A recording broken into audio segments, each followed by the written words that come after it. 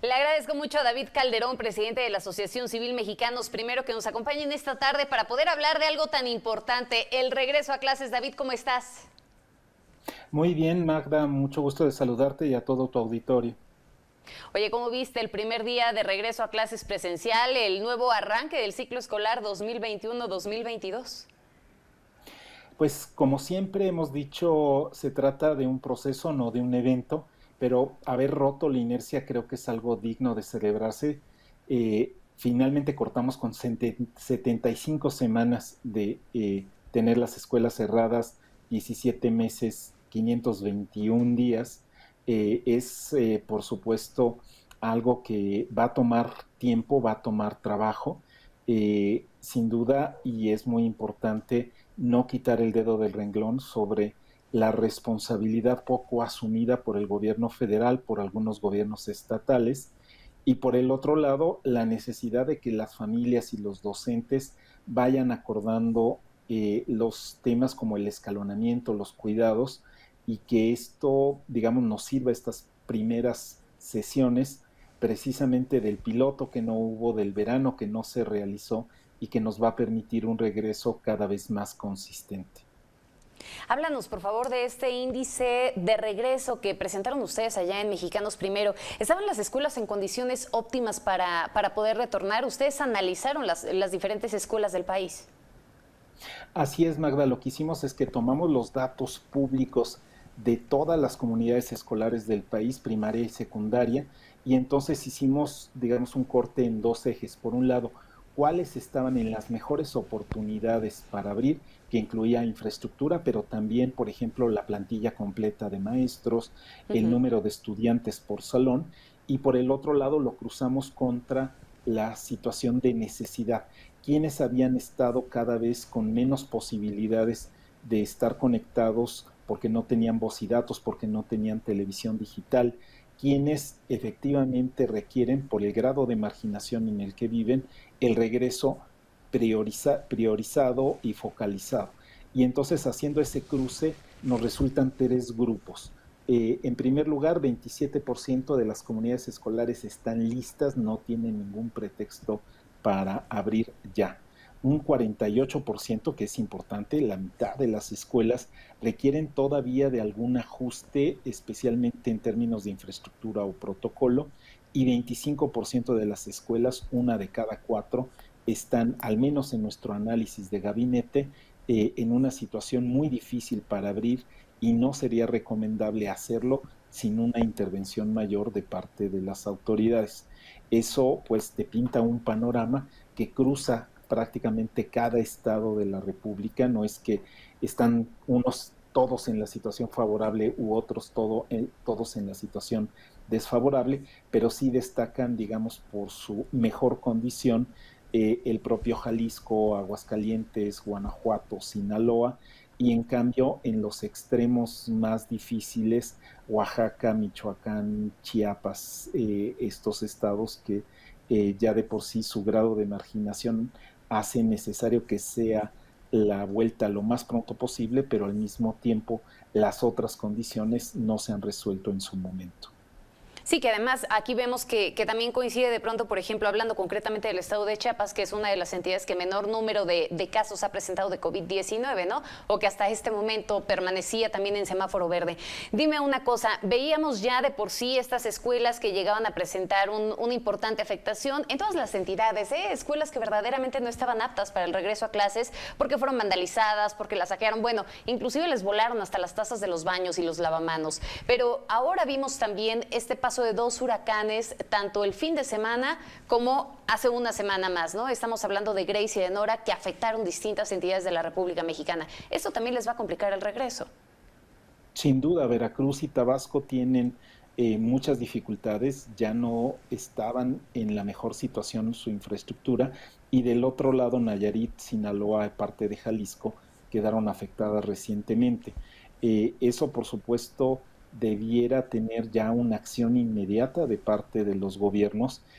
Siempre inquieta mucho esta referencia de no hay fondos. Por un lado, la autoridad no puede, no debe trasladarle a las familias y a los maestros sin violar gravemente la gratuidad constitucional de la escuela pública, no le puede trasladar los costos de limpieza y acondicionamiento.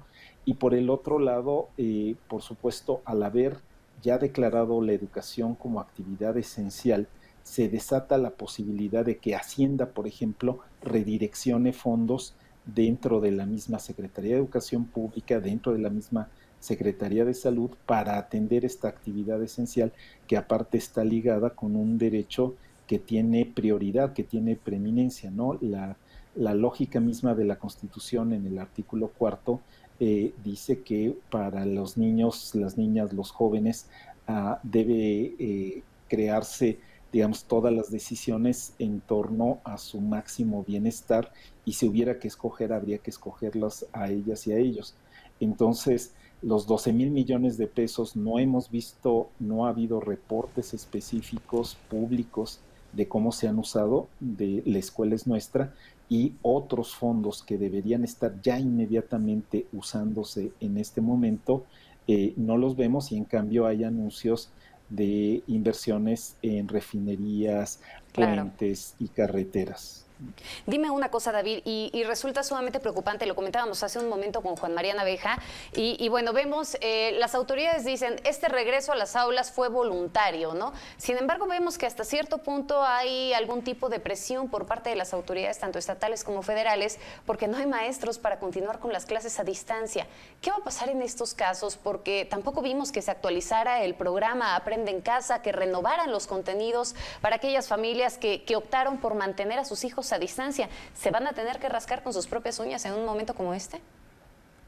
Este es uno de los elementos más preocupantes, Magda, y de mayor ausencia de la autoridad.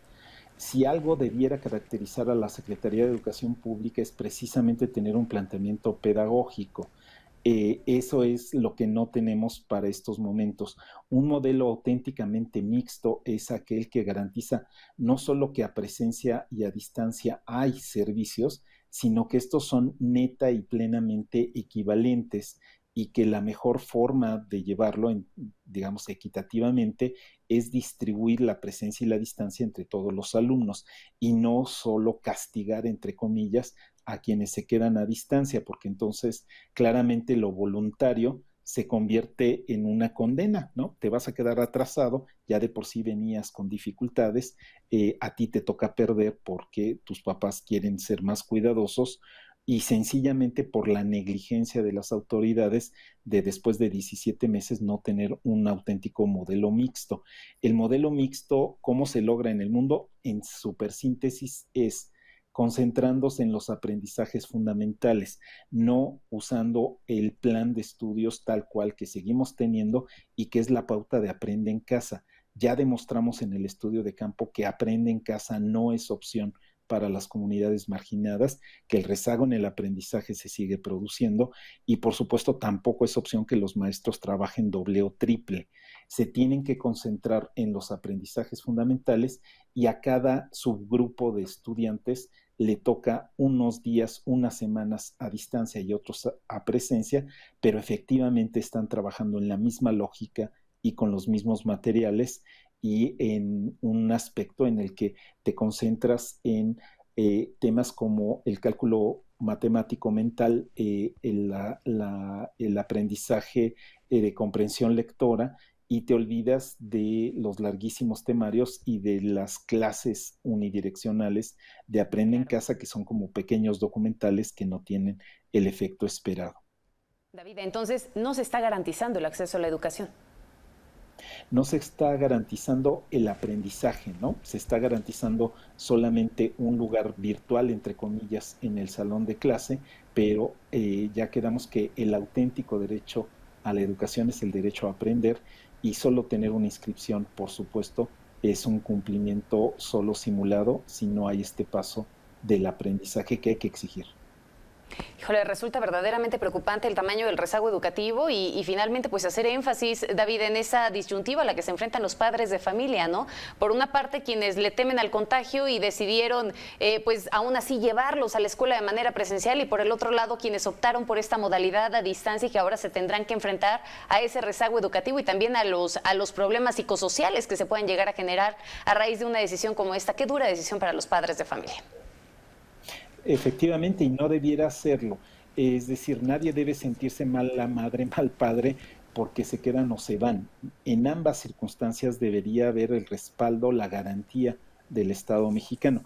En todo caso, el mensaje que sí podemos dejar a las familias es: no hay que preocuparnos, hay que ocuparnos, y de verdad que siempre hay tiempo para el aprendizaje de nociones. A lo que hay que concentrarse es que las personas tengan la mejor condición socioemocional, los adultos y sobre todo los niños, y a partir de Claro. ahí se construye. Siempre Google va a estar ahí para decirnos los ríos de África. Lo que no va a estar ahí es la paciencia de la mamá o de la maestra para enseñarte a hacer los trazos, a escribir. Hay que concentrarnos en esos 5 o 6 aprendizajes Claro. clave y mejor verificar que haya las condiciones para regresar ordenadamente a la presencia. David, muchísimas gracias por estos minutos con Mega Noticias. Que tengas una excelente tarde. Gracias, buenas tardes.